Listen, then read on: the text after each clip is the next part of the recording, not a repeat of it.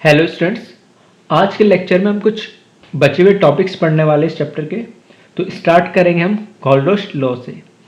कॉलरॉस law के दो statement हैं, जिसमें से एक statement as it is exam में, नीट के एग्जाम में पूछा गया एक बार, और जो दूसरा स्टेटमेंट है वो न्यूमेरिकल पॉइंट ऑफ व्यू से हमारे लिए बहुत इंपॉर्टेंट है।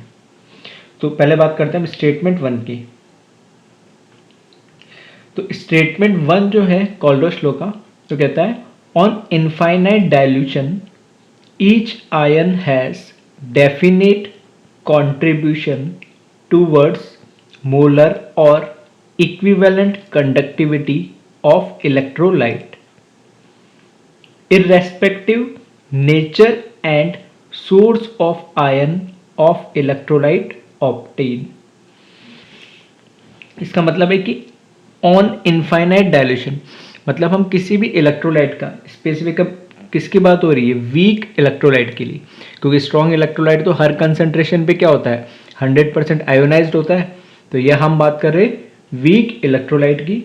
तो इनफाइनाइट डायल्यूशन पे हम मानते हैं कि हर एक आयन एक दूसरे से क्या हो गया, फार अपार्ट होता है, उनके बीच में कोई अट्रैक्शन नहीं होता है, और हर एक आयन कंडक्टिविटी के अंदर क्या करेगा, पार्टिसिपेट करेगा।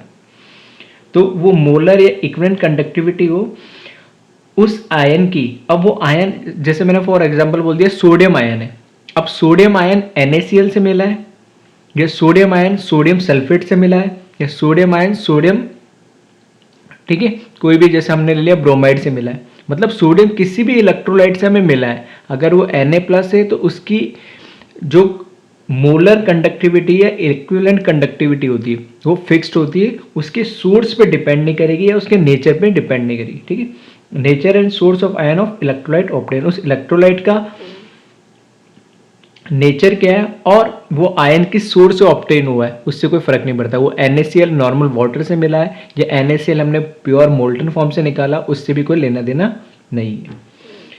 सेकंड जो स्टेटमेंट है, ठीक है, ये पहला स्टेटमेंट पूछा गया था एग्जाम में। सेकंड जो स्टेटमेंट है, सेकंड स्टेटमेंट कहता है eight infinite dilution each and every electrolyte is 100% ionised and ions are completely independent from each other. Limiting equivalent conductivity of any electrolyte will be equals to summation of equivalent conductivity of cation and anion। पहली बात तो इसने बोल दी, same बात है कि infinite dilution पे हर एक इलेक्ट्रोलाइट के जो होता है वो 100% आयोनाइज्ड हो जाएगा। ठीक है, तो स्ट्रॉन्ग तो होता ही है, वीक भी क्या हो जाएगा, 100% आयोनाइज्ड हो जाएगा। सेकंड बात इसने बोली कि ions are completely independent from each other, जो अभी मैं कह रहा था कि हर एक आयन एक दूसरे से क्या होगा, दूर दूर होगा, और उनके बीच में किसी भी तरह का फोर्स ऑफ अट्रैक्शन नहीं होगा, और वो कंप्लीटली क्या करेगा, कंडक्टिविटी के अंदर पार्टिसिपेट करेगा कंडक्टेंस में। अब यहाँ पे एक नया टर्म मिला है, लिमिटिंग। ठीक है, ये लिमिटिंग, तो अगर लास्ट लेक्चर किसी ने ध्यान से सुना, मैंने वर्ड लिखा नहीं था लेकिन बोला जरूर था। मैंने बोला था एक है मोलर कंसंट्रेशन,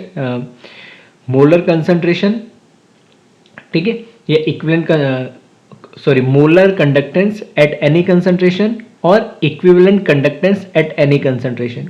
फिर वहां पे हमने एक नया टर्म यूज करा था, molar concentration eight infinite dilution. ठीक है, ऑनसेगर जो इक्वेशन थी, डेबाय हकल ऑनसेगर इक्वेशन में, उसके अंदर हमने इंट्रोड्यूस करा था molar conductance eight infinite dilution. उस तभी मैंने एक वर्ड यूज करा था कि इसको लिमिटिंग भी बोला जाता है, लिमिटिंग मोलर कंडक्टेंस या लिमिटिंग इक्विवेलेंट कंडक्टेंस भी बोला जाता है। तो वही है कि लिमिटिंग इक्विवेलेंट कंडक्टिविटी, इसका मतलब है कि एट इनफाइनाइट डाइल्यूशन, क्योंकि बात कहाँ चल रही है हमारी, इनफाइनाइट पे।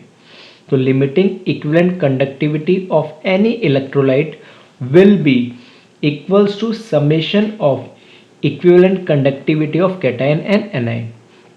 तो किसी भी इलेक्ट्रोलाइट की जो इक्विवेलेंट कंडक्टिविटी होगी, लिमिटिंग इक्विवेलेंट कंडक्टिविटी मतलब इनफाइनाइट डाइल्यूशन पे, वो किसके बराबर होगी, उस इलेक्ट्रोलाइट के अंदर जो कैटायन और एनायन, दो ही होगा इलेक्ट्रोलाइट का मतलब एक कैटायन और एनायन होगा, तो उस कैटायन और एनायन की जो इक्विवेलेंट कंडक्टिविटी होगी, ठीक है, एट इनफाइनाइट डाइल्यूशन, या मैं बोल सकता हूँ limiting equivalent conductivity of cation and anion के समेशन के बराबर होगी। ठीक है, इसको रिप्रेजेंट कैसे करते हैं, इस तरीके से इसको रिप्रेजेंट किया जाता है। पहली बात तो खास ध्यान रखना, यहाँ पे लिखा हुआ है स्पेसिफिक इक्विवेलेंट कंडक्टिविटी, और करके नहीं लिखा मैंने, या एंड नहीं लिखा मैंने। लिमिटिंग इक्विवेलेंट कंडक्टिविटी मतलब इक्विवेलेंट कंडक्टिविटी की बात हो रही है, मोलर कंडक्टिविटी की बात नहीं हो रही है। स्टेटमेंट किसके लिए, इक्विवेलेंट कंडक्टिविटी के लिए। हाँ, मोलर कंडक्टिविटी हम कैलकुलेट कर सकते हैं, लेकिन यहाँ स्पेसिफिक बात हो रही है इक्विवेलेंट कंडक्टिविटी के लिए। ये लॉ सिर्फ इक्विवेलेंट कंडक्टिविटी के लिए है। तो यहाँ पर equivalent conductivity at infinite dilution को ही हम क्या बोलते हैं, लिमिटिंग इक्विवेलेंट कंडक्टिविटी। ठीक है, वही चीज मैं बोल रहा था। यहाँ मिलेगा इक्विवेलेंट कंडक्टिविटी या limiting equivalent conductivity of electrolyte is must be equals to limiting equivalent conductivity of cation plus limiting equivalent conductivity of anion. या मैं बोल सकता हूँ ऐसे भी, equivalent conductivity at infinite dilution of cation plus equivalent conductivity at infinite dilution of anion, दोनों के summation के बराबर होगी। ठीक है, तो ये पहला फॉर्मूला सबसे सिंपल। लेकिन जनरली जो क्वेश्चन हमें न्यूमेरिकल पूछे जाते हैं उसमें कभी भी कैटायन और एनायन की इक्विवेलेंट कंडक्टिविटी कभी डायरेक्ट नहीं दे रखी होती। बहुत सिंपल सा क्वेश्चन हो जाता है। जनरली दो तरीके से क्वेश्चन बनता है कि इक्विवेलेंट कंडक्टिविटी तो पूछेगा वो, इनफाइनाइट डायल्यूशन या लिमिटिंग इक्विवेलेंट कंडक्टिविटी तो पूछेगा, बट हमें जो कैटायन और एनायन की होती है वो मोलर कंडक्टिविटी दे रखी होती है, मतलब लिमिटिंग मोलर कंडक्टिविटी दे रखी होती। तो उसी पे दूसरा फॉर्मूला है कि अगर मुझे क्या दे रखा है, अगर मुझे दे रखा है मोलर कंडक्टिविटी दे रखी है, limiting molar conductivity of cation दे रखी है, limiting molar conductivity of anion दे रखी है, और मुझे इलेक्ट्रोलाइट की लिमिटिंग इक्विवेलेंट कंडक्टिविटी निकालनी है, मतलब इनफाइनाइट डायल्यूशन पे, तो मैं क्या करूँगा n प्लस और n माइनस से क्या कर दूंगा, डिवाइड कर दूंगा। अब ये n प्लस और n माइनस क्या है, ये है चार्ज, प्लस का मतलब है कैटायन और n का मतलब थोड़ा सा यहाँ पे रिप्रेजेंटेशन थी जिस फॉर्म में दे रखा है हमारे बुक्स वगैरह में वही लिखा है मैंने, लेकिन थोड़ा सा अजीब से लगेगा। n का मतलब यह है चार्ज ऑफ कैटायन, प्लस का मतलब कैटायन, माइनस का मतलब एनायन, और n का मतलब है यहाँ पे चार्ज। तो चार्ज ऑफ कैटायन और ये चार्ज ऑफ एनायन। अब ये फॉर्मूला कैसा है, तो ये हमें पता ही ऑलरेडी हम पढ़ चुके कि ये फॉर्मूला हमने पढ़ा है नॉर्मली। इक्विवेलेंट जो कंडक्टिविटी होती है वो किसके बराबर होती है, molar conductivity divide by valence factor, यही होता है। अब किसी भी कैटायन, एग्जाम्पल के लिए जैसे मैंने ले लिया एल्यूमिनियम +3, ये कैटायन है, तो इसका जो वैलेंस फैक्टर होगा वो वैलेंस फैक्टर कितना होगा, इस पे जो इसका क्या होगा, चार्ज होगा, यानी आ रही बात समझ में, तो वो कितना हो जाएगा 3।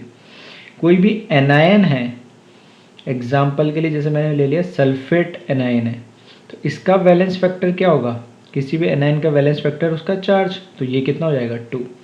तो अल्टीमेटली किसी भी कैटायन या एनायन का जो चार्ज होता है वही उसका क्या होता है, वैलेंस फैक्टर।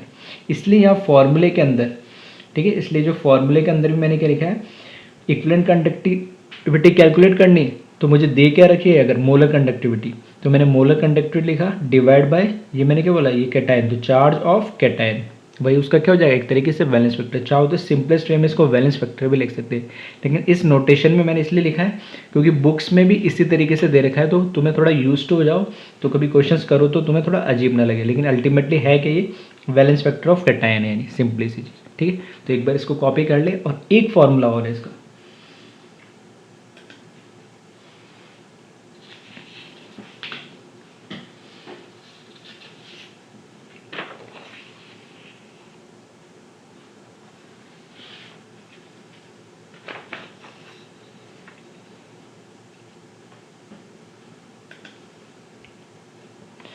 तीसरा जो फॉर्मूला मैं कह रहा हूँ, दो तरीके से क्वेश्चन पूछा जाता है। एक तो इक्विवेलेंट कंडक्टिविटी या लिमिटिंग इक्विवेलेंट कंडक्टिविटी पूछी जाती है, कब, जब मोलर कंडक्टिविटी ऑफ कैटायन और एनायन दे रखा है इनफाइनाइट डायल्यूशन पे, तब हम क्या करेंगे, उनके जो भी चार्ज होंगे, ठीक है, उससे डिवाइड कर देंगे, कैटायन के चार्ज से और एनायन के चार्ज से, तो वो हमारा रिजल्ट आ जाएगा।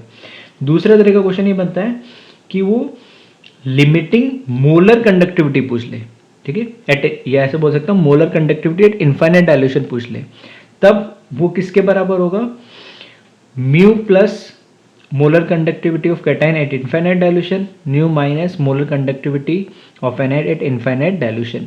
यहाँ पे म्यू प्लस म्यू माइनस फिर से एक नए से सिंबल से, लेकिन अल्टीमेटली है कि नंबर ऑफ कैटाइन, प्लस का मतलब कैटाइन और म्यू का मतलब यहाँ नंबर, माइनस का मतलब एनाइन और म्यू का मतलब यहाँ नंबर। वहाँ एन था लेकिन उसका मतलब था चार्ज, यहाँ म्यू का मतलब क्या है नंबर। तो जितने सिंपल सी बात है, जैसे इलेक्ट्रोलाइट है, ठीक है, तो इलेक्ट्रोलाइट में कितने नंबर ऑफ कैटाइन या एनाइन है। फॉर एग्जांपल अगर मैं बोल दूँ Al2SO4 3, ये इलेक्ट्रोलाइट है, तो Al2SO4 को क्या लिखूंगा मैं, 2 aluminium plus 3 plus 3SO4 minus 2। तो यहाँ पर मेरे पास एल्यूमिनियम के कितने हैं, 2 कैटाइन, और सल्फेट के कितने हो गए, 3 एनाइन। तो ये जो नंबर है ये मुझे बता रहा म्यू की वैल्यू, और ये जो चार्ज आ रहा है कैटाइन और एनाइन पे ये बता रहा मुझे एन की वैल्यू। आ रही मेरी बात समझ में। तो वही है कि अगर एक इलेक्ट्रोलाइट में जितने भी, अगर मुझे मोलर कंडक्टिविटी कैलकुलेट करनी है एट इनफाइनाइट डाइल्यूशन, तो उस इलेक्ट्रोलाइट में जितने भी कैटाइन है उन कैटाइन को मुझे क्या करना पड़ेगा, जैसे अगर एक है तो एक की मोलर कंडक्टिविटी लिखूंगा, 2 है तो 2, मतलब मैंने क्या करूंगा जितने नंबर है उससे मल्टीप्लाई कर दूंगा। फॉर एग्जांपल इस इलेक्ट्रोलाइट के लिए करना हो तो एल्यूमिनियम प्लस 3 की मोलर कंडक्टिविटी की वैल्यू मल्टीप्लाई बाय 2, जो उसका नंबर ऑफ क्या आयंस या कैटाइन है। इसी तरीके से सल्फेट का निकालना है तो सल्फेट की वैल्यू लिखेंगे ये प्लस मल्टीप्लाई बाय क्या करेंगे हम, इसके कितने नंबर है तो इसके कितने 3, तो 3 से मल्टीप्लाई कर देंगे। तो इस तरीके से हम, ठीक है, 3 फॉर्मूले मैंने बताया। जो पहला फॉर्मूला वो सबसे सिंपलेस्ट वे में, वो कभी भी यूज डायरेक्टली तो नहीं होगा, इनडायरेक्ट वे में हो सकता है, लेकिन सेकंड और थर्ड फॉर्मूला, ठीक है, ये थोड़ा इंपॉर्टेंट है, इसी पे हमें क्या मिलेंगे, मैक्सिमम क्वेश्चंस मिलेंगे। अब यहाँ पे सिंपल सा मैंने क्या करा, बाकी मैंने जो इनका मतलब है वो लिख दिया, बाकी इस और ज़्यादा कुछ नहीं है। यहाँ पे क्या है, lambda E Q infinite electrolyte का मतलब क्या है, limiting equivalent conductivity of electrolyte, ठीक है, यहाँ इलेक्ट्रोलाइट लिखा तो इलेक्ट्रोलाइट जो भी NaCl Al2SO4, ठीक है, KCl AgCl सब कुछ इधर आ जाएगा। इसी तरीके से अगर EQ की जगह M लगा दूंगा तो क्या हो जाएगा, वो मोलर हो जाएगा, तो ये हो जाएगा limiting molar conductivity of electrolyte. इसी को हम क्या बोलते थे, equivalent conductivity of electrolyte at infinite dilution. ये molar conductivity of electrolyte at infinite dilution. फिर अगर यहाँ इलेक्ट्रोलाइट की जगह क्या लिख दिया मैंने, कैटाइन लिख दिया, तो limiting equivalent conductivity of cation. अगर ये मैंने एनाइन लिख दिया तो limiting equivalent conductivity of anion. फिर EQ की जगह वापस M लगा दिया तो limiting molar conductivity of cation, और यहाँ पर लिमिटिंग एनाइन के लिए आएगा तो ये, ठीक है, तो EQ लिखा है तो इक्विवेलेंट आ जाएगा, ठीक है, M लिखा है तो मोलर आ जाएगा, और कैटाइन एनाइन इसके बाहर लिख दिया, और इनफाइनाइट लग गया तो मतलब लिमिटिंग, या मैं बोल सकता हूँ एट इनफाइनाइट डाइल्यूशन। और सिंपल C लिखा हुआ या कुछ नहीं लिखा है तो हम कोई ना कोई गिवन कंसंट्रेशन पे उसको मान लेंगे। फिर उसके बाद म्यू मैंने बता ही दिया, ये क्या है, नंबर ऑफ कैटाइन, प्लस बताता है कैटाइन को, और म्यू यहाँ पे नंबर बता रहा है, और म्यू यहाँ पर क्या बता रहा है, नंबर, और माइनस का मतलब एनाइन। और इसी तरीके से N, ठीक है, इसी तरीके से हमें N बता रहा है, N क्या है, चार्ज ऑन कैटाइन, जो प्लस है वो तो बता रहा है कैटाइन, और N बता रहा है चार्ज, ठीक है। तो दिखने में थोड़ा सा ऐसा लगता है उल्टा होता तो कन्वीनियंट होता, लेकिन जिस फॉर्म में बुक्स में दे रखा मैंने वैसे लिखने की कोशिश करी, ठीक है। तो ये एक सिंपल सा क्या क्या मीनिंग है उनको मैंने लिखा है, ठीक है, तो इसको जल्दी से एक बार कॉपी कर ले, फिर हम कुछ क्वेश्चंस देखते हैं इस पर।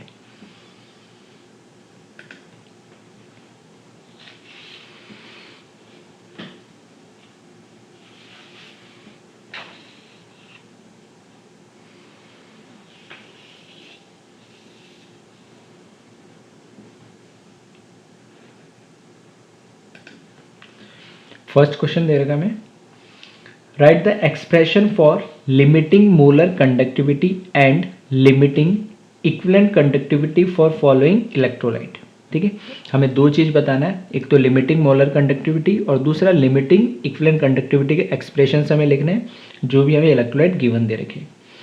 फर्स्ट हमें दे रखा है NaCl and limiting molar conductivity of cation and A9 given. इसका मतलब क्या है, ठीक है, क्वेश्चन थोड़ा मैंने अजीब सा लिखा है लेकिन इसका मीनिंग क्या बता देता हूँ। हमें ये दे रखा है इलेक्ट्रोलाइट, NaCl इलेक्ट्रोलाइट दे रखा है, साथ में हमें ये गिवन दे रखा है कि इस इलेक्ट्रोलाइट के अंदर जो कैटाइन और एनाइन है, Na प्लस और Cl माइनस है, उसकी कैटाइन और एनाइन की लिमिटिंग मोलर कंडक्टिविटी दे रखी है। मतलब हमें क्या दे रखा है, लैम्डा एम और ऊपर इनफाइनाइट, ठीक है, और किसका कैटायन Na प्लस और Cl माइनस की वैल्यू दे रखी है हमें।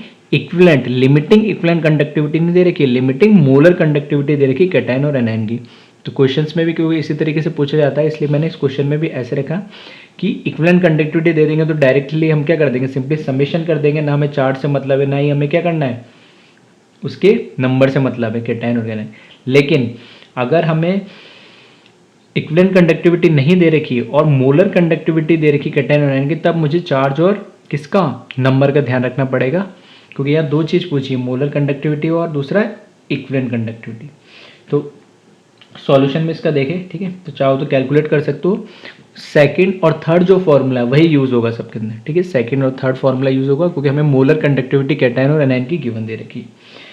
तो सॉल्यूशन मैंने लिखे रखा है पहले से इसमें, ठीक है, सिंपलेस्ट वे वाला ये। तो NaCl को Na प्लस Cl माइनस में ब्रेक हो जाएगा ये, तो मुझे पता लगे एक ही कैटायन है और उस पर चार्ज एक है, नंबर एक हो गया। Cl का भी नंबर एक है, मतलब म्यू प्लस की वैल्यू मुझे 1 मिल गई, म्यू माइनस वैल्यू की वैल्यू 1 मिल गई। इस पर जो चार्ज है वो कितना है 1, मतलब n प्लस का वैल्यू 1 और n माइनस की वैल्यू भी क्या होगी 1। तो वही चीज़ मैंने लिखा है, म्यू प्लस हो या म्यू माइनस हो, ये तो बता रहा मुझे number of cation, number of anion जो कि 1 1 है। ये चार्ज ऑन कैटायन ये भी 1 है, चार्ज ऑन एनाइन ये भी 1 है, तो सब कुछ मैंने लिख दिया 1। फॉर्मूला में मुझे फर्स्ट मुझे कैलकुलेट करना है इक्विवेलेंट कंडक्टिविटी ऑफ इलेक्ट्रोलाइट, ठीक है, इलेक्ट्रोलाइट की जगह में क्या लिख सकते हैं, NaCl भी लिख सकते हैं, ठीक है। वो क्या हो जाएगा, equivalent conductivity of electrolyte is must be equals to limiting molar conductivity और लिमिटिंग इक्विवेलेंट कंडक्टिविटी दोनों इक्वल है। क्यों इक्वल है, क्योंकि इसमें म्यू और एन की वैल्यू सबकी वैल्यू क्या है सेम है, और वो कितनी है 1 है। तो फॉर्मूले में कोई चेंज आएगा ही नहीं है, मैं डिवाइड करके भी लिखूंगा यहाँ पे तो भी वैल्यू वही रहनी है। तो ये किसके बराबर आ जाएगी, सेकंड फार्मूला यूज़ कर लो, इसके लिए फार्मूला यूज़ करो सेकंड वाला, इसके लिए यूज़ करो थर्ड वाला। जब थर्ड वाला सेकंड वाला यूज़ करोगे तो n से क्या करोगे, n प्लस और n माइनस से डिवाइड करोगे, जो कि वैल्यू क्या है 1, तो कोई फ़र्क नहीं पड़ेगा। फिर इसके लिए फॉर्मूला यूज़ करेंगे थर्ड वाला, तो म्यू प्लस से इसको मल्टीप्लाई करेंगे और म्यू माइनस से इसको मल्टीप्लाई करेंगे 1 से, तो भी कोई फ़र्क नहीं पड़ने वाला, ठीक है, इसलिए दोनों की वैल्यू क्या रहेगी, सेम रहेगी। तो ये तो हुआ सिंपल वे में। सेकंड दे दिया मैंने, magnesium sulphate MgSO4 and limiting molar conductivity of cation and anion are given. वापस से मैंने बोला है जो मोलर कंडक्टिविटी है वो लिमिटिंग मोलर कंडक्टिविटी दे रखी किसकी, कैटायन और एनाइन की, ठीक है। तो अब इसको देखें सेम इसी तरीके से इसको सॉल्व करने की कोशिश करें। तो MgSO4 वो ब्रेक कैसे होगा, Mg+2 में और सल्फेट -2 में। अब यहाँ पर ध्यान क्या रखना है कि कैटायन का नंबर 1 है, एनाइन का नंबर भी 1 है, लेकिन कैटायन पे चार्ज 2 है और एनाइन पे भी चार्ज कितना है 2 है। तो यहाँ पर देखना, यहाँ मैंने लिखा कि कैटायन और एनाइन दोनों के नंबर तो 1 1 हुए, लेकिन चार्ज ऑन कैटायन और चार्ज ऑन एनाइन वो क्या है 2 है। अब जब मुझे लिमिटिंग मोलर कंडक्टिविटी कैलकुलेट करना है, लिमिटिंग मोलर कंडक्टिविटी कैलकुलेट करना है, तो मैं कौन सा फॉर्मूला यूज़ करूँगा, थर्ड वाला, ठीक है, थर्ड वाला फॉर्मूला यूज़ करेंगे हम। तो वो क्या हो जाएगा, यहाँ मैंने डायरेक्ट लिख दिया, यहाँ क्या करेंगे mu plus multiply by limiting molar conductivity of Mg+2 plus mu minus multiply by limiting molar conductivity of sulphate. क्योंकि यहाँ पे म्यू प्लस और म्यू माइनस की वैल्यू 1 1 आ जाएगी, तो फॉर्मूले में कोई चेंज नहीं आएगा, इसलिए मैंने इसको इस तरीके से डायरेक्ट लिख दिया, ठीक है। इसी तरीके से अगर आपको equivalent conductivity limiting equivalent conductivity निकालनी है MgSO4 की, तो कौन सा फॉर्मूला यूज़ करेंगे, सेकंड वाला। तो उसमें हम क्या करते हैं, मोलर कंडक्टिविटी अगर हमें गिवन दे रखा है, लिमिटिंग मोलर कंडक्टिविटी अगर गिवन दे रखा है, तो चार्ज से क्या करते हैं, डिवाइड करते हैं। कैटायन का चार्ज इधर कितना आ रहा है 2 और एनाइन का भी चार्ज कितना आ रहा है 2, तो कैटायन और एनाइन का चार्ज 2 2 है, तो उससे मैंने क्या करा, डिवाइड करके लिख दिया। तो ये equivalent molar conductivity of limiting equivalent molar conductivity of MgSO4 है, ठीक है। तो 4 से इसको क्या करा, डिवाइड करके लिख दिया। इसको कॉपी करें और एक क्वेश्चन और देखते हैं इसमें हम।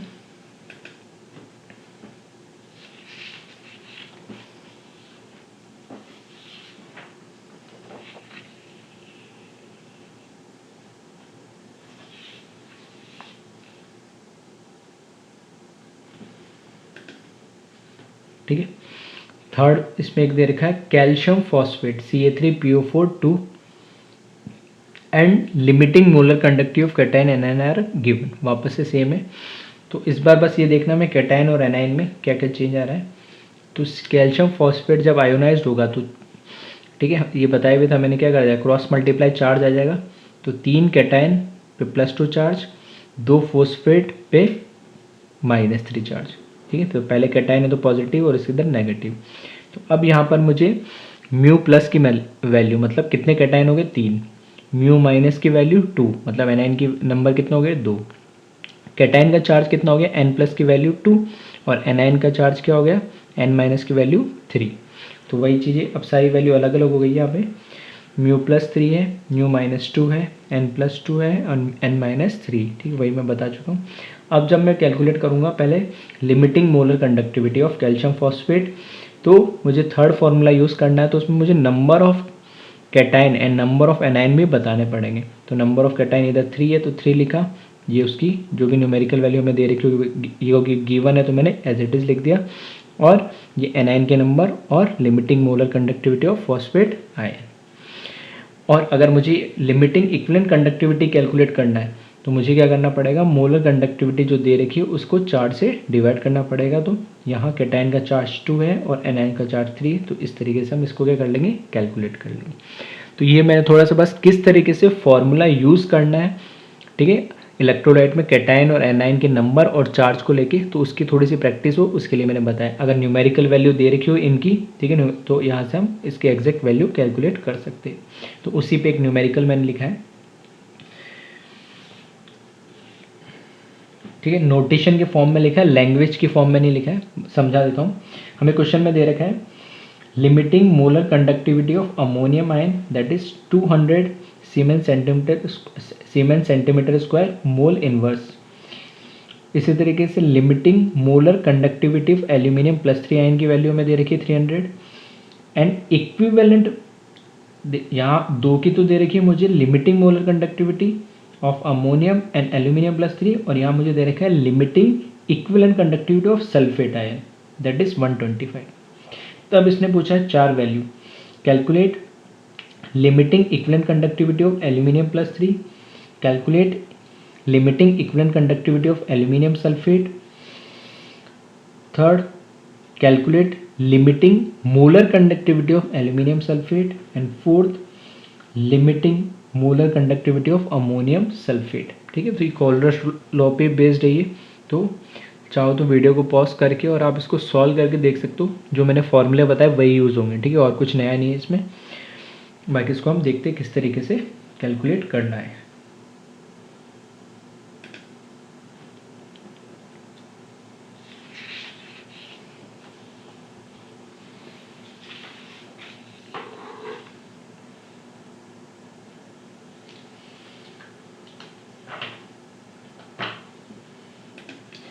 ठीक है, फर्स्ट पार्ट में इसने पूछा है, तो क्वेश्चन आई थिंक नोट कर लिया होगा आपने, और कुछ लोगों ने ट्राई भी कर लिया होगा इस क्वेश्चन को।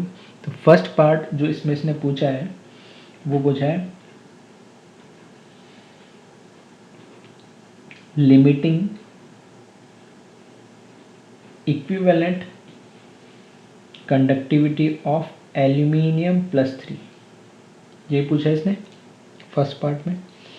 तो अगर मुझे limiting equivalent conductivity of aluminium +3 calculate करना है, तो मुझे पता है कि गिवन मुझे दे रखा है, मुझे गिवन क्या दे रखा है, limiting molar conductivity of aluminium +3 दे रखा है। तो दोनों में रिलेशन क्या हो जाएगा, अगर मुझे limiting molar conductivity of aluminium +3 given दे रखा है, तो अगर मैं इसको क्या करूँगा, वैलेंस फैक्टर से डिवाइड कर दूंगा, तो मेरे पास उस, क्योंकि ये मुझे पता है इक्विवेलेंट और मोलर कंडक्टिविटी में रिलेशन होता है, तो यहाँ से इसकी वैल्यू मुझे दे रखी है 300, और वैलेंस फैक्टर एल्यूमिनियम +3 मतलब कैटायन का वैलेंस फैक्टर क्या होगा, जो उस पर चार्ज होता है, तो वो कितना है 3 दे रखा है, तो ये कितना हो जाएगा 100, तो ये हो जाएगा 100 सीमेंस सेंटीमीटर स्क्वायर, क्योंकि ये क्या बोला इसने, इक्विवेलेंट पूछा है ना, तो ये हो जाएगा इक्विवेलेंट इनवर्स। सही है, तो ये फर्स्ट पार्ट सिंपल सा था। सेकंड पार्ट इसने पूछा है हमसे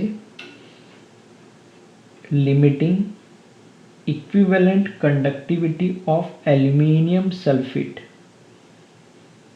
ये सेकंड पार्ट में इसने पूछा है हमसे। तो फिर से क्योंकि इसने equivalent conductivity of aluminium sulphate पूछा है, तो हमारे पास इक्विवेलेंट पूछा तो जो सबसे पहला फर्स्ट फॉर्मूला था कि कैटायन और एनायन का अगर हमारे पास अगर डायरेक्टली इक्विवेलेंट कंडक्टिविटी इसमें दे रखी हो तो हम इसको क्या कर सकते हैं, कैलकुलेट कर सकते हैं। ठीक है, अब यहाँ पर प्रॉब्लम क्या आ रही है कि जो एल्यूमिनियम +3 है, ठीक है, तो क्वेश्चन में हमें क्या दे रखा है कि एल्यूमिनियम +3 का हमें मोलर कंडक्टिविटी दे रखा है, लेकिन यहाँ से हमने, ठीक है, इसको अगर मैं लिखूंगा तो किस तरीके से लिखूंगा, limiting equivalent conductivity of aluminium +3 plus limiting equivalent conductivity of sulphate ion. मतलब जो भी, अगर मुझे दोनों ही इक्विवेलेंट की वैल्यू दे रखी है तो मुझे चार्ज और उसके नंबर से कोई लेना देना नहीं है कि उसमें कितने चार्ज आ रहा है और कितना नंबर आ रहा है। अगर इक्विवेलेंट की मुझे क्या दे रखी हो, कैटायन और एनायन की अगर डायरेक्ट वैल्यू दे रखी हो, तो डायरेक्ट वैल्यू तो मुझे इसकी तो नहीं दे रखी थी, लेकिन फर्स्ट पार्ट में ही हमने कैलकुलेट कर ली और वो कितनी आ रही है 100। और ये चीज़ limiting equivalent conductivity of sulphate ये हमें गिवन दे रखी है। तो यहाँ से, ठीक है, यहाँ से डायरेक्ट लिख देता हूँ मैं, ये हो जाएगा इसकी वैल्यू तो 100, ठीक है, जो हमने कैलकुलेट करी, और ये हमें गिवन दे रखी है दैट इज 125। तो ये हो जाएगा 225, ठीक है, सीमेन सेंटीमीटर स्क्वायर इक्विवेलेंट इनवर्स। तो इस तरीके से आपने क्या करा, दो पार्ट कैलकुलेट कर लिया। थर्ड पार्ट इसका जो हमें दे रखा है, थर्ड पार्ट में हमें कैलकुलेट करना है limiting molar conductivity of aluminium sulphate. अभी हमने क्या कैलकुलेट करा था, इसका इक्विवेलेंट कंडक्टिविटी कैलकुलेट करा था, सेम ही, बस कहाँ, यहाँ EQ आ रहा है और यहाँ M आ रहा है, मतलब इसी का मुझे क्या कैलकुलेट करना है, मोलर कंडक्टिविटी कैलकुलेट करना है। तो मोलर कंडक्टिविटी और इक्विवेलेंट में हमने देख लिया क्या होता है रिलेशन, वैलेंस फैक्टर, क्योंकि ये वैल्यू मैं ऑलरेडी कैलकुलेट कर चुका हूँ तो इसका बस वैलेंस फैक्टर पता होना चाहिए। तो valence factor multiply by limiting equivalent conductivity of aluminium sulphate.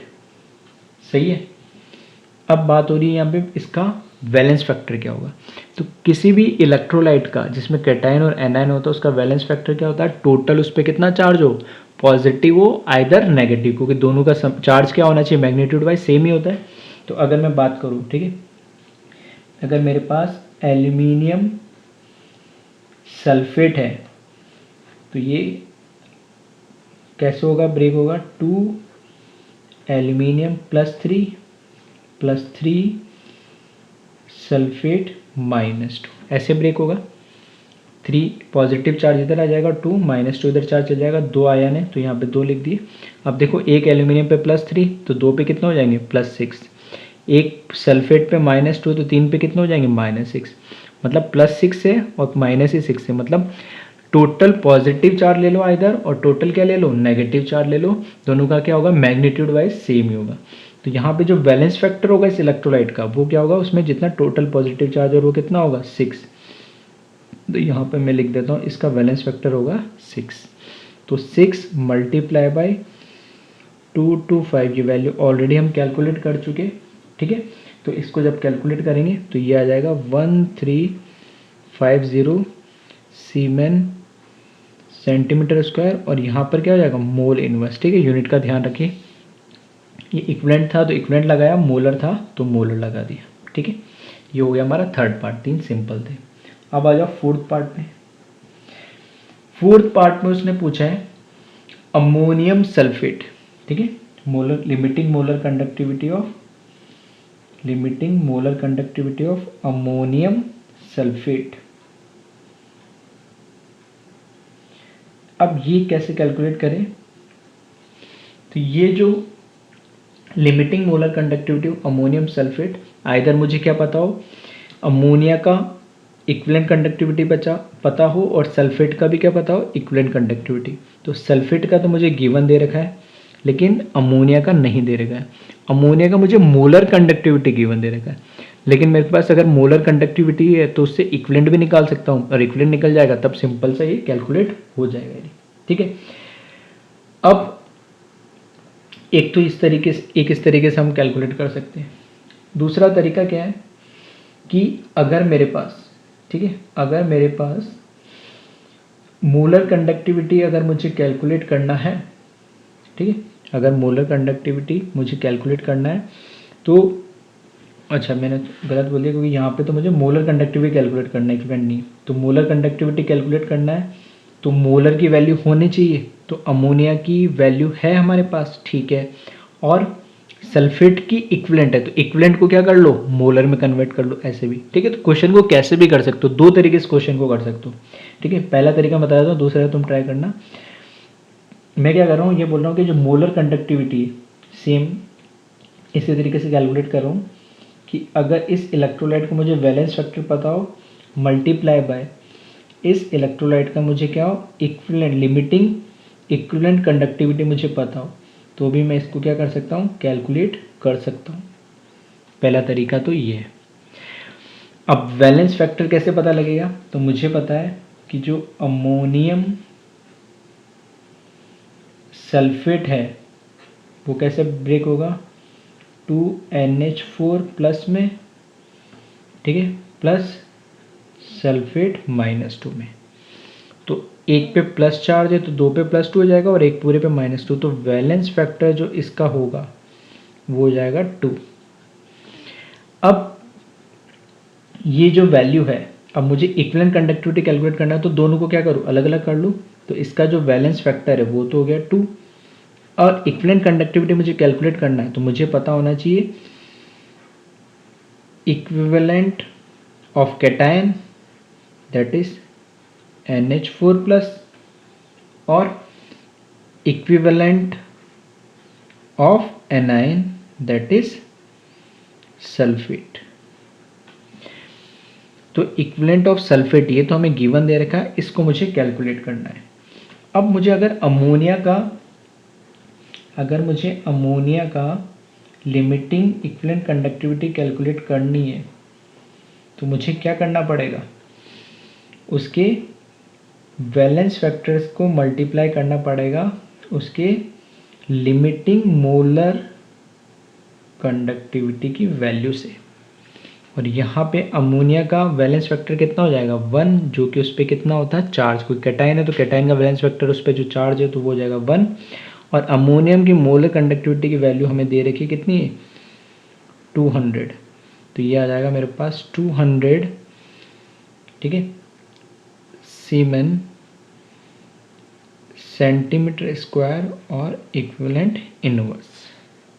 ठीक है, अब बस वैल्यू सारी आ गई, इक्विवेलेंट की वैल्यू आ गई, ये मुझे गिवन दे रखी है, वैलेंस फैक्टर मुझे इलेक्ट्रोलाइट का पता लग गया 2। तो यहाँ से देयरफॉर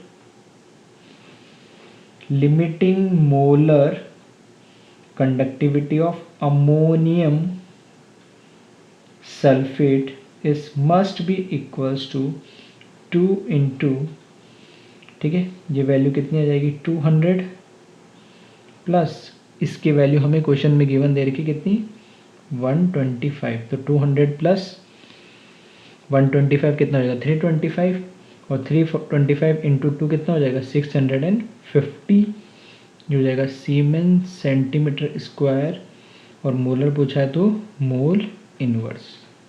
ठीक है, इस तरीके से हम इसको क्या कर लेंगे, कैलकुलेट। एक मेथड तो ये है। दूसरा मेथड क्या है कि दूसरा मेथड ये है कि मैं यहाँ पर क्या करूँ, मुझे जो फॉर्मूला नंबर कौन सा, थर्ड था, फॉर्मूला नंबर थर्ड को मैं यूज़ कर सकता हूँ। फॉर्मूला नंबर थर्ड को जब मैं यूज़ करूँगा तो उसमें क्या होगा कि इसका जो फॉर्मूला नंबर थर्ड है उसमें मुझे क्या करना पड़ता है कि कैटायन और एनायन के नंबर से मल्टीप्लाई करना पड़ेगा मुझे उसके limiting molar conductivity of cation और एनायन को। लेकिन अब वो कह रहा है कि बात वही, एक को तो कन्वर्ट करना ही पड़ेगा। यहाँ पे इसकी वैल्यू दे रखी तो मेरे को इसको कैलकुलेट करना पड़ा।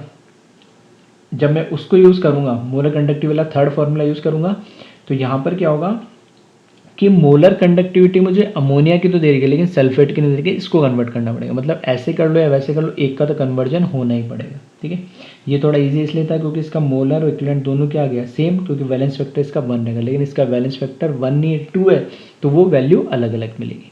ठीक है, तो उस तरीके से भी आप कैलकुलेट करके देख सकते हो। तो एक बार इसको जल्दी से कॉपी कर लें। नेक्स्ट क्वेश्चन और देखते कुछ।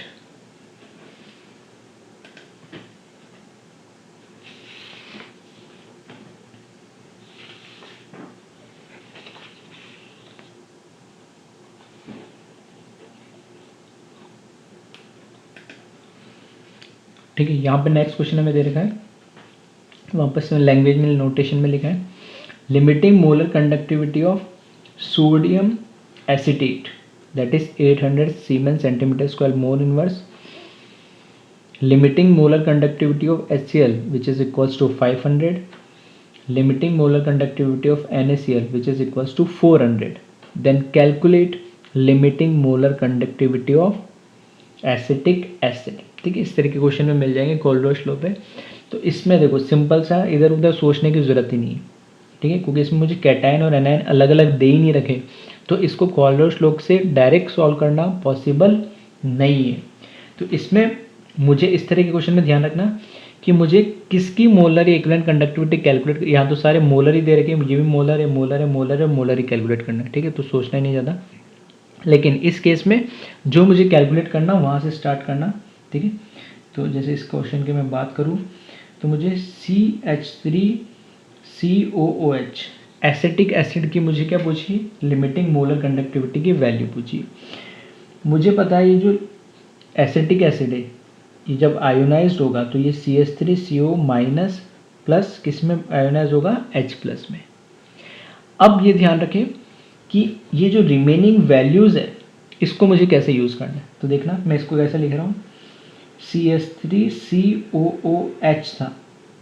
ठीक है, मैंने क्या करा, CH3COO माइनस ये एज इट इज़ और ये H plus as it is लिखा, अभी तक तो कोई नई चीज़ नहीं लिखी। लेकिन मुझे पता है ये जो CH3CONA ये किससे मिलके मिलेगी, एसिटेट एनाइन से और सोडियम कैटाइन से, तो मुझे एक Na प्लस चाहिए होगा।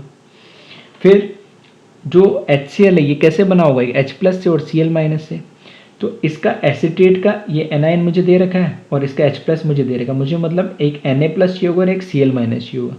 तो सिंपल जो मैथमेटिक्स कहती है कि मैंने क्या करा, Na प्लस को ऐड करा क्योंकि मुझे चाहिए, तो उसी को मैंने क्या कर दिया, सब्ट्रैक्ट कर दिया। ठीक है, इसी तरीके से एक Cl माइनस मुझे चाहिए तो Cl माइनस को मैंने ऐड करा और उसी एक Cl माइनस को मैंने सब्ट्रैक्ट कर दिया, तो मैथमेटिकली क्या होगा, सेम होगा। अब यहाँ से मैं क्या कर रहा हूँ, CH3CO माइनस इन दोनों को कंबाइन करके लिख रहा हूँ। ठीक है, फिर ये तो हो जाएगा CH3CO, फिर मेरे को क्या चाहिए, Cl चाहिए, तो मैं क्या कर रहा हूँ कि H और एक Cl को मैं क्या कर दूंगा, कंबाइन करके लिख दूंगा। सही है, तो HCl बन जाएगा। अब रिमेनिंग क्या बचा, एक Na और एक Cl बच जाएगा, ये भी नेगेटिव इसके सामने, ये भी इसके सामने क्या है, नेगेटिव। तो इसको मैं ऐसा लिख सकता हूँ CH3COOH, तो ये तो कंबाइन होकर बन जाएगा CH3COONA प्लस ये दोनों कंबाइन होकर बन जाएगा HCl माइनस Na और Cl मिलके क्या बन जाएगा, NaCl। आ रही बात समझ में।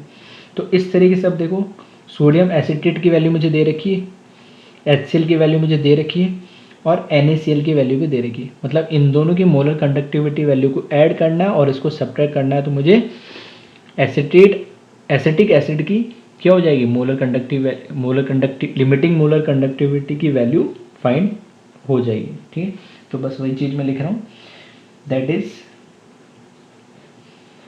Limiting molar conductivity of CH3COOH must be equals to limiting molar conductivity of sodium acetate plus limiting molar conductivity of HCl minus limiting molar conductivity of NaCl।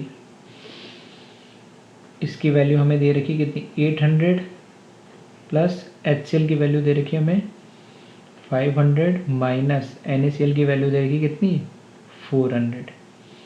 तो ये कितनी हो जाएगी ओवरऑल, ठीक है। इसमें से करोगे 100 और 8 कितना 900, तो ये हो जाएगा 900 और मोलर पूछा है तो siemens centimetre square mole inverse. तो इस तरीके से इसका 900 आंसर आ जाएगा। तो ध्यान रखिएगा इस तरह के क्वेश्चंस भी आपको मिल जाएंगे, तो उसको कैसे अटेम्प्ट करना है इसमें हम ये देखना। क्वेश्चन में इस तरीके से गिवन दे रखा होगा कुछ कैटाइन और एनाइन से, तो किसको ऐड और सब्ट्रैक्ट करेगी फाइनल हमारा वो प्रोडक्ट मिल जाए जिसके बारे में उसने पूछा है। तो मोलर दे रखा है ऐसे इक्विवेलेंट के से भी पूछ सकते हैं। तो इसको कॉपी करें, आगे कोई छोटे से एक दो टॉपिक है उनको हम जल्दी से कवर करेंगे।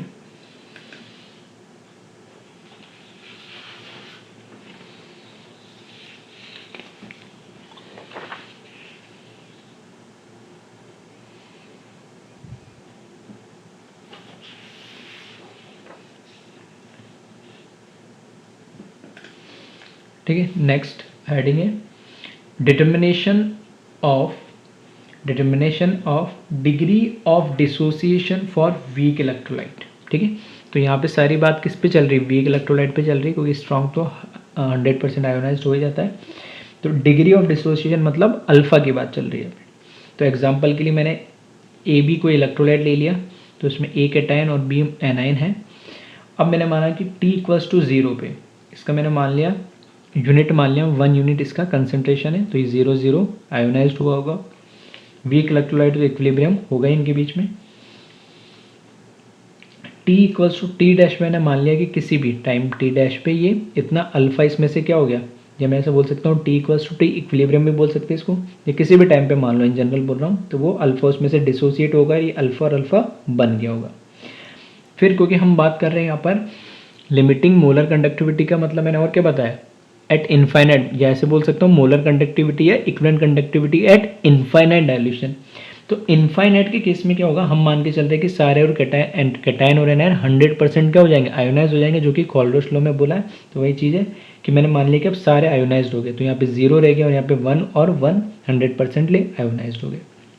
अब मैंने बोला है कि molar conductivity at any concentration is directly proportional to degree of dissociation. सीधी सी बात है, क्योंकि मोलर कंडक्टिविटी किस पे डिपेंड करेगी कि आयंस कितने हैं, कैटायन और एनाइंस कितने हैं। जितने ज़्यादा डिग्री ऑफ डिसोसिएशन होगा उतना ही क्या होगा, आयोनाइज्ड होगा, और जितना ज़्यादा आयोनाइज्ड होंगे आयंस उतनी ज़्यादा उसकी क्या हो जाएगी, मोलर कंडक्टिविटी की वैल्यू बढ़ती जाएगी नॉर्मल किसी भी कंसंट्रेशन पे। फिर दूसरी बात, ये वो लिमिटिंग मोलर कंडक्टिविटी, या मैं ऐसे बोल सकता हूँ molar conductivity at infinite dilution. Infinite dilution का मतलब मैंने इसको इतना डाइल्यूट कर दिया कि ये सारे के सारे आयंस क्या हो गए, 100% क्या हो गए, आयोनाइज्ड हो गए। तो उस केस में रहेगा तो प्रोपोर्शनल किसके, DOD के, लेकिन DOD एट इन्फिनिटी पे उसकी वैल्यू क्या हो जाएगी 1, जो कि मैक्सिमम है। मतलब 100% जब आयोनाइज होगा तो वो इसके DOD की वैल्यू क्या हो जाएगी, 1 हो जाएगी अल्फा की वैल्यू। तो वही लिखा है। तो एक फर्स्ट और ये सेकंड इक्वेशन होगी। इस प्रोपोर्शनलिटी को हटाने के लिए कोई कांस्टेंट भी आप लगा सकते हो, बट उसकी कोई ज़रूरत नहीं है। मैंने क्या करा, इन दोनों को डिवाइड कर दिया, फर्स्ट डिवाइडेड बाय सेकंड। ठीक है, तो फर्स्ट डिवाइडेड बाय सेकंड करोगे तो DOD, ठीक है, इस वाले पार्ट को मैंने LHS में लिख दिया और इस वाले पार्ट को मैंने क्या करा, RHS में लिख दिया, बस इतना फ़र्क है। तो यहाँ पे अल्फ़ा, ये तो हो जाएगा अल्फ़ा और इसके न्यूमरेटर में ये आना चाहिए, ठीक है, मोलर कंडक्टिविटी एनी कंसंट्रेशन, और इसके नीचे क्या आना चाहिए, लिमिटिंग मोलर कंडक्टिविटी या मोलर कंडक्टिविटी इनफाइनाइट। ठीक है, तो ये एक फॉर्मूला है, इसको ध्यान रखना डायरेक्ट। ठीक है, ये छोटा सा डेरिवेशन तो मैंने बताया, लेकिन तुम्हें फॉर्मूला डायरेक्ट याद रखना है कि अगर डिग्री ऑफ डिसोसिएशन पूछे तुम्हें मोलर कंडक्टिविटी पता होना चाहिए एक किसी भी कंसंट्रेशन पे और एक इनफाइनाइट डाइल्यूशन पे, या लिमिटिंग मोलर कंडक्टिविटी वहाँ से कैलकुलेट कर सकते हैं। तो इसको एक बार कॉपी कर ले जल्दी से।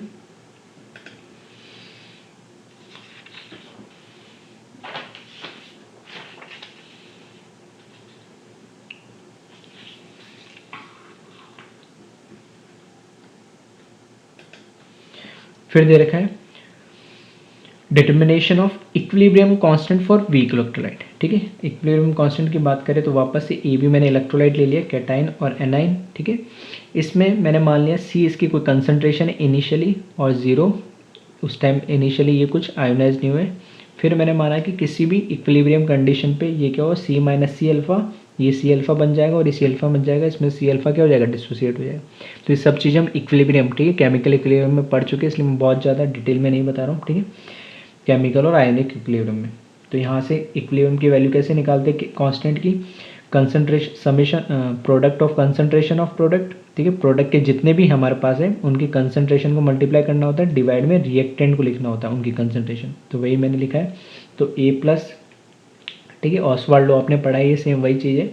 तो इसकी कंसंट्रेशन सी अल्फ़ा, ये सी अल्फ़ा, और ए बी की माइनस क्या हो जाएगी, सी माइनस सी अल्फ़ा।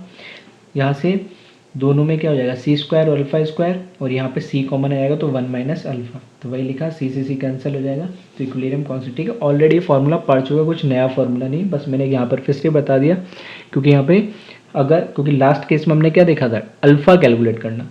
तो अल्फ़ा तो कैसे कैलकुलेट करेंगे कि हमें रेशियो चाहिए किसका, molar concentration, molar conductivity at any concentration to the molar conductivity at infinite dilution. दोनों का अगर रेशियो पता है तो अल्फा पता लग जाएगा। अल्फा मुझे पता है तो बस मुझे जो भी कंसंट्रेशन या मोलरिटी दे रखूँ, वैल्यू रखूँगा, तो के इक्विलिब्रियम भी यहाँ पर कैलकुलेट हो जाएगा, ठीक है। तो इस तरीके से न्यूमेरिकल में ही हेल्प होगा, तो इसको भी जल्दी से कॉपी कर ले, फिर इस पर एक न्यूमेरिकल देखते हैं।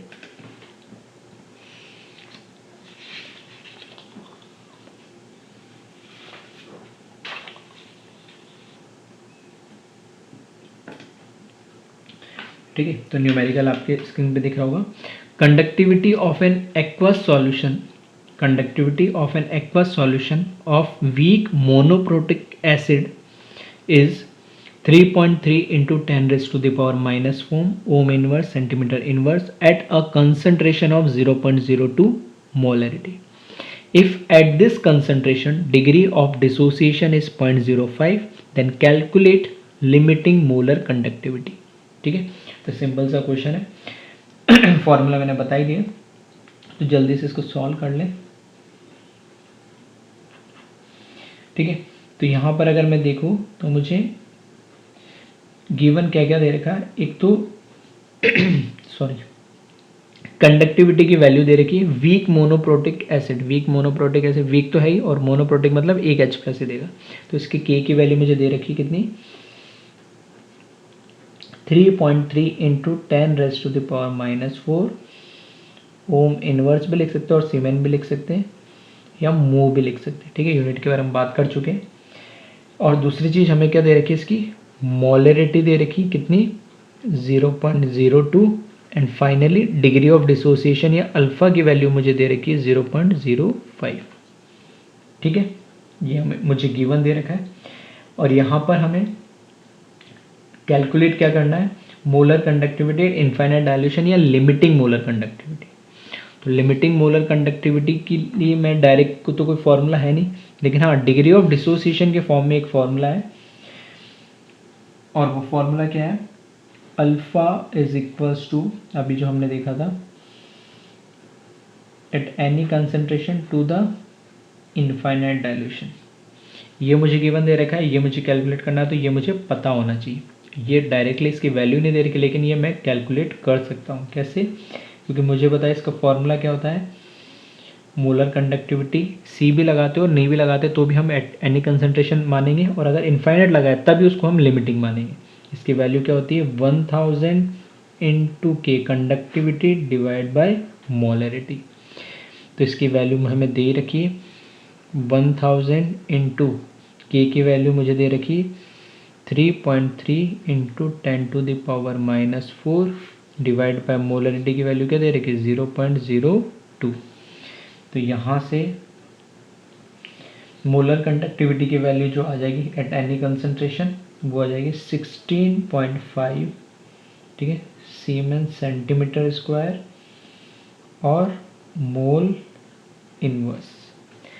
तो यहाँ से अगर मुझे कैलकुलेट करना है इनफाइनाइट डाइल्यूशन के लिए, तो lambda C M divide by alpha, तो ये वैल्यू आ जाएगी 16.5 divide by 0.05 which is equals to आएगी ये, इसको जब कैलकुलेट करोगे 330 siemens centimetre square mole inverse, ठीक है। तो इस तरीके के क्वेश्चंस में आपको मिल जाएंगे डायरेक्ट इनडायरेक्ट वे में छोटे छोटे, तो इनका भी आप क्या करें, ध्यान रखें।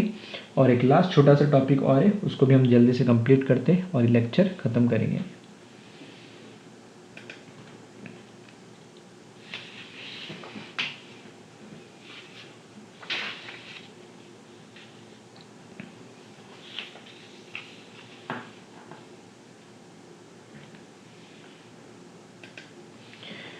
ठीक है, हेडिंग है इसमें determination of solubility and solubility product of sparingly soluble salt. ठीक है, सॉल्युबिलिटी का मतलब हम आयोनिक इक्विलिब्रियम में पढ़ चुके हैं, एस से रिप्रेजेंट करते हैं, और सॉल्युबिलिटी प्रोडक्ट को मतलब हम केएसपी से रिप्रेजेंट करते हैं। अब इसमें कैसे इसको रिलेट करा है, तो एक सिंपल सा बेसिक सा एक कॉन्सेप्ट है। इसमें लिखा है saturated solution of any sparingly soluble salt is assumed to be infinitely diluted because sparingly soluble salt has very low solubility। देखो इसका मतलब क्या है कि हमने आयोनिक लेयर में ये चीज़ पढ़ चुके हैं, जो स्पेरिंगली सॉल्युबल मतलब उनकी सॉल्युबिलिटी बहुत कम होती है, 10⁻⁻⁵, -8, -15, बहुत ना के बराबर। तो वो कह रहा है कि फॉर एग्जाम्पल जो AgCl का सॉल्यूशन होता है, तो इसमें कह रहा है कि जो saturated solution of any sparingly soluble salt, तो इसकी मैंने बोला कि इसकी सॉल्युबिलिटी 10⁻⁻10 से लेकर 10⁻⁻15 मतलब बहुत छोटी है। तो ये बहुत छोटे, इनकी यानी बहुत कम सॉल्युबिलिटी है, बाकी प्रेसिपिटेट बना लेते हैं। तो अगर ऐसे सॉल्यूशन का अगर मैं सैचुरेटेड बनाना है, सैचुरेटेड का मतलब क्या है कि वो कंप्लीटली क्या हो, सॉल्युबल हो जाए। नहीं तो वो कब होगा, वो ये बोल रहे तब होगा जब इनफाइनाइटली उसको क्या करेंगे, हम डाइल्यूट कर देंगे। यानी आ रही मेरी बात समझ में, अगर मैंने 1 लीटर 10 लीटर या 100 लीटर लिया और उसमें 1 चम्मच डाल दिया स्पेरिंगली सॉल्युबल सॉल्ट, तो उसमें बहुत थोड़ा सा ही पार्ट सॉल्युबल होगा, बाकी क्या बना लेगा, प्रेसिपिटेट बना लेगा। तो अगर मैं चाहता हूँ कि वो 1 चम्मच सॉल्यूशन पूरा कंप्लीटली क्या हो जाए, सॉल्युबल हो जाए, सैचुरेट बना ले। ठीक है, सैचुरेटेड का मतलब कोई प्रेसिपिटेट नहीं होना चाहिए, सैचुरेट सॉल्यूशन बना ले, तो उसके लिए मुझे उसमें ठीक है उसको इतना डाइल्यूट करना पड़ेगा कि वो कंप्लीटली सॉल्युबल हो जाए। वो कहाँ होता है, इनफाइनाइटली डाइल्यूटेड।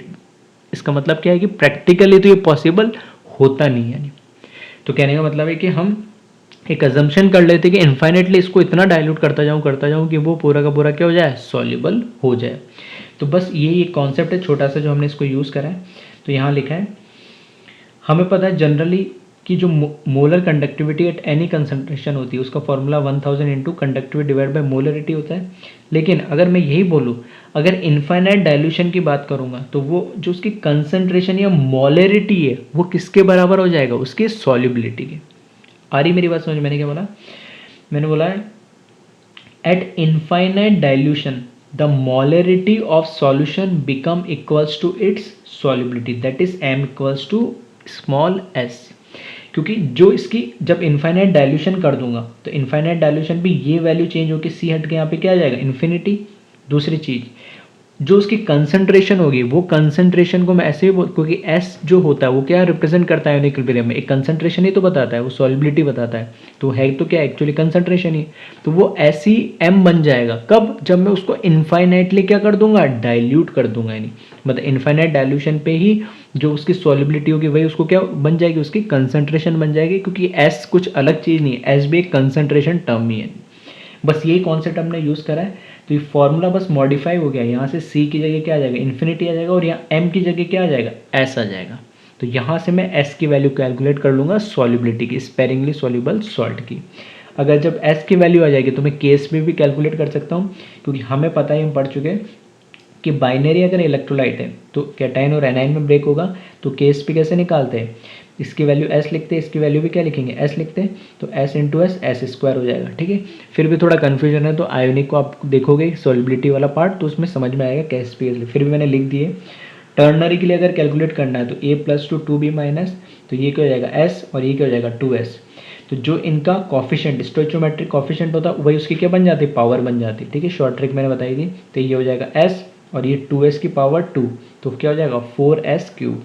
क्वार्टनरी है तो क्या हो जाएगा ab3, a plus 3, 3b minus, तो ksp क्या हो जाएगा, ये s, ये 3s, तो इसका कॉफिशेंट 3 है तो इसकी पावर भी क्या हो जाएगी 3। तो इस तरीके से, तो इन जनरल ax by के लिए भी मैं इन जनरल बता चुका हूँ, x की पावर x, y की पावर y, और ठीक है, और यहाँ पर जो एस था होता उसकी पावर भी एक्स हो जाती है और वाई होता उसकी पावर भी क्या होती है एक्स प्लस, मतलब एक्स की पावर एक्स, वाई की पावर वाई और एस की पावर क्या हो जाती है एक्स प्लस वाई। ठीक है, ये शॉर्ट ट्रिक ऑलरेडी मैं उस चैप्टर में बता चुका हूँ, तो एक बार इसको कॉपी कर ले और मेन फार्मूला बस ये आपको याद रखना, बाकी तो ये ऑलरेडी हम डिस्कस कर चुके हैं पहले आयोनिक इक्विलिब्रियम में। और इस पर एक न्यूमेरिकल देख लेते लास्ट बस।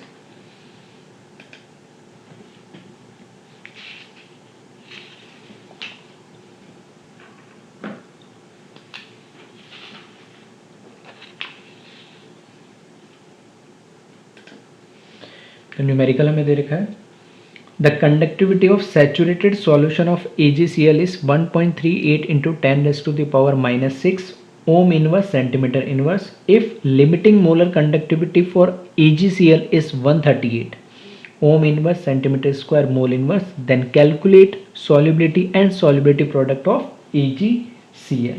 ठीक है, तो जल्दी से इसको भी सॉल्व कर लेता हूँ। इसमें हमें क्या क्या दे रखा है, पहली चीज जो हमें गिवन दे रखी है वो तो कंडक्टिविटी दे रखा है हमें, conductivity of saturated solution of AgCl that is 1.38 into 10⁻⁻6 ohm inverse centimetre inverse. ठीक है, दूसरी चीज मुझे क्या दे रखी है, limiting molar conductivity of AgCl। ठीक है, वो कितने दे रखी है 138 ohm inverse centimetre square mole inverse. ठीक है, ये दे रखा है इसने limiting molar conductivity of AgCl। ठीक है, दो वैल्यू मुझे, तो कैलकुलेट सॉल्युबिलिटी मतलब S और सॉल्युबिलिटी प्रोडक्ट मतलब KSP दोनों कैलकुलेट करना है। तो बस अभी फॉर्मूला हमने पढ़ा है, बस उसको अप्लाई कर दो। Limiting molar conductivity of AgCl is must be equals to 1000 into conductivity divided by S। तो यहाँ से S की वैल्यू आ जाएगी 1000 into K divided by limiting molar conductivity of AgCl और यहाँ बस वैल्यूज रख दे। 1000 K की वैल्यू आ जाएगी 1.38 इंटू 10⁻⁻6 और इसकी वैल्यू आ जाएगी 138। ठीक है, तो कैलकुलेशन इजी हो तो वैल्यू ऐसे रखिए। तो S की वैल्यू आ जा रही है यहाँ पे -5। तो पहला आंसर तो मेरे पास आ गया, S मतलब सॉल्युबिलिटी आ गया 10⁻ कितना -5।